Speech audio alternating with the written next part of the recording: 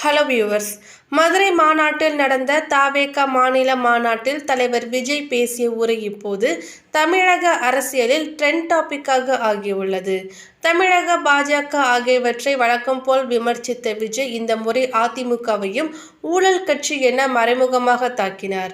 மேலும் தனது உரையில் பிரதமர் மோடியை மிஸ்டர் பிரைம் மினிஸ்டர், முதல்வர் ஸ்டாலினை அங்கிள் ஸ்டாலின் என குறிப்பிட்டார். இதற்கு பாஜகவும் திமுகவும் கடும் எதிர்ப்பு தெரிவித்துள்ளன. அதே சமயம் அதிமுக மூத்த தலைவர்களும் தங்கள் கட்சியை விமர்சித்ததற்காக விஜய் கண்டித்துள்ளார்.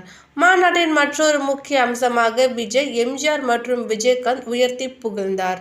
என் சினிமா தலைவரும் அரசியல் தலைவரும் எம்ஜிஆரும் தான். அவருடன் பழக முடியவில்லை. ஆனால் கருப்பு எம்ஜிஆர், என் அண்ணன் புரட்சி கலைஞர் கேப்டன் விஜயகாந்துடன் பழகும் வாய்ப்பு எனக்கு கிடைத்தது என்று உருக்கமாக குறிப்பிட்டார். இதனைத் தொடர்ந்து செய்தியாளர்கள் தேமுதிக பொதுச் செயலாளர் பிரேமலதா விஜயகாந்திடம் கேள்வி எழுப்பினர். அதற்கு அவர் கூறியதாவது: விஜயகாந்தை அண்ணன் என அழைத்தது அவர் விருப்பம். எங்கள் குடும்பத்தில் அவரும் ஒருவர்தான். எங்களுக்கு அவர் தம்பி என்று மென்மையான பதிலளித்தார். ஆனால் நாம் தமிழர் கட்சி தலைவர் சீமான் வேறு கருத்தை தெரிவித்தார். விஜயகாந்த் கட்சி ஆரம்பித்த போது விஜய் ஆதரவு தரவில்லை. அவர் உடல் நலம் குன்றிய போது கூட நேரில் சென்று சந்திக்கவில்லை. ஆனால் இப்போது அரசியலுக்காக மட்டும் அண்ணன் என சொல்கிறார். இது அரசியல் கணக்கு பண்ணுதல் தான் என்று சீமான் விமர்சித்தார்.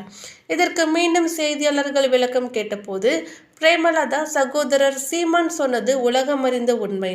அந்த உண்மையை அவர் உரைக்க சொல்லியிருக்கிறார். எங்களை பொறுத்தவரை விஜய் தம்பிதான் என்று பதிலளித்தார். தொடர்ந்து விஜயகாந்துக்கு நிகர் அவர்தான். அவரை போல யாரும் மாற முடியாது. கேப்டனின் பெயர் படங்களை தனது அரசியலுக்காக விஜய் பயன்படுத்தினால் அது தேமுதிகவினராலும் மக்களாலும் ஏற்கப்படாது. உண்மையான அன்பின் வெளிப்பாடாக அண்ணன் என கூறியிருந்தால் அது சரி.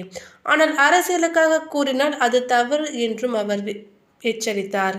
முதல் விஜயை பாராட்டியது போல இருந்த பிரேமலதா திடீரென சீமான் கருத்தை ஏற்றுக்கொண்டு அதிரடி பதில் அளித்தது தவேக தொண்டர்களுக்கு எதிர்பாராத அதிர்ச்சியை ஏற்படுத்தியுள்ளது.